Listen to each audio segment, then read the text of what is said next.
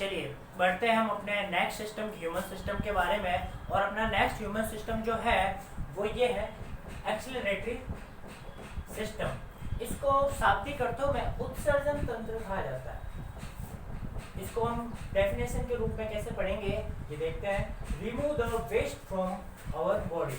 अपनी बॉडी के अंदर जो भी वेस्ट मटेरियल जो होता है उस वेस्ट मटेरियल को बॉडी से आउट करने के जो मेथड होता है उसको हम उत्सर्जन तंत्र एक्सक्रीटरी सिस्टम कहते हैं। अब अपनी बॉडी के अंदर किस तरह से हम वेस्ट मटेरियल को बॉडी से आउट करते हैं उसके बारे में पढ़ेंगे। 3 तरह से हम ह्यूमन बॉडी में से वेस्ट मटेरियल को आउट किया जाता है। सबसे पहला जो है किडनी। अपनी बॉडी के अंदर 2 किडनी, एक 1 पेयर ऑफ किडनी होती है और ये क्या करती है उसके बारे में देखें। ये ब्लड को क्लीन करती है, clean the blood and throw out the urine. ये ब्लड में से यूरिन को अलग करती है और उसको बाहर निकाल देती है, बॉडी से बाहर निकाल देती है। टॉयलेट के द्वारा अपन इसको यूरिन को बॉडी से बाहर निकाल देते हैं। दूसरा जो होता है स्किन। अपन देखते हैं कि जब हमें गर्मी लगती है तो अपनी बॉडी से स्वेट यानी पसीना निकलता है। ये स्किन के द्वारा ये जो अपने वेस्ट मटेरियल जो होता है उसको लिक्विडली बॉडी से बाहर निकालना, जिसको हम स्वेट कहते हैं, उसको बाहर निकाल देते हैं। ये हो गया अपना दूसरा तरीका। तीसरा तरीका हमने रेस्पिरेशन सिस्टम में भी पढ़ा था, वेस्ट कार्बन डाइऑक्साइड को बाहर निकालना। जब लंग्स ऑक्सीजन को ऑब्जर्व करता है तो ऑब्जर्व करने के बाद में वो कार्बन डाइऑक्साइड को उसके अंदर एयर बैग जो होते हैं उसके अंदर डाल देता है और वहां से हम नोज के द्वारा कार्बन डाइऑक्साइड को बाहर निकाल देते हैं। ये हमने 3 तरीके पढ़े वेस्ट मटेरियल को बॉडी से थ्रू आउट करने के तरीके। अब आगे का जो हमारा ह्यूमन सिस्टम होगा वो है नर्व सिस्टम।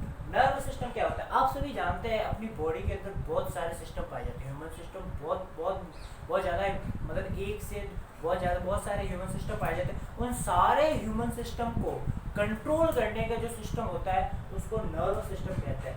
ये काफ़ी अलग अलग पार्ट्स में होता है।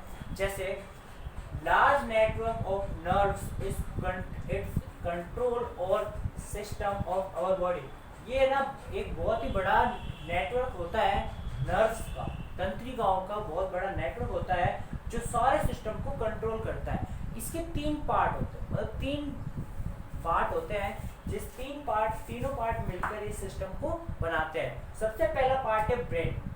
ये टॉप ऑफ आवर बॉडी, ये अपनी बॉडी के टॉप पे होता है। यहाँ पे ये ना अपने एक्शंस जो होते हैं उनको कंट्रोल करता है, जैसे सीइंग, वॉकिंग, टॉकिंग, एक्सेट्रा जो भी अपने एक्शन जो होते हैं उनको कंट्रोल करता है। उसके बाद में आता है स्पाइनल कॉर्ड। इसको शाब्दिक अर्थों में मेरुदंड कहते हैं। ये ब्रेन के सबसे नीचे वाला जो पार्ट होता है वहां से निकलता है और अपनी बॉडी में नीचे तक चलता है। ये एक ट्यूब लाइक यानी लंबी शेप का एक पार्ट होता है। यहाँ से सारे नर्व्स निकले होते हैं, ठीक है। और उसके बाद में आता है नर्व्स। ये जो होता है ये नेटवर्क होता है पूरी बॉडी, ये नेटवर्क के रूप में पूरी बॉडी के अंदर फैले होते हैं। अपनी बॉडी का एक भी पार्ट ऐसा नहीं है जहाँ पे नर्व्स नहीं होती है।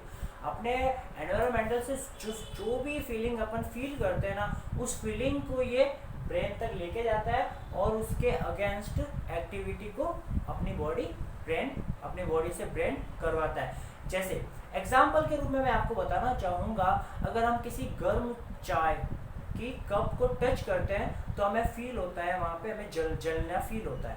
तो वो नर्व्स के माध्यम से वो फीलिंग अपनी ब्रेन तक जाती है और फिर ब्रेन से वापस एक्शन का रिएक्शन होता है और हम वहाँ से अपने हाथ को हटा देते हैं। इस तरह से ये अपना नर्व सिस्टम कार्य करता है और अपने पूरी सिस्टम्स को कंट्रोल करता है। अब सबसे लास्ट में एक सिस्टम आता है जिसका नाम है रिप्रोडक्शन सिस्टम। हम जानते हैं कि हमारा जन्म कैसे हुआ, हमारे मम्मी और पापा के द्वारा।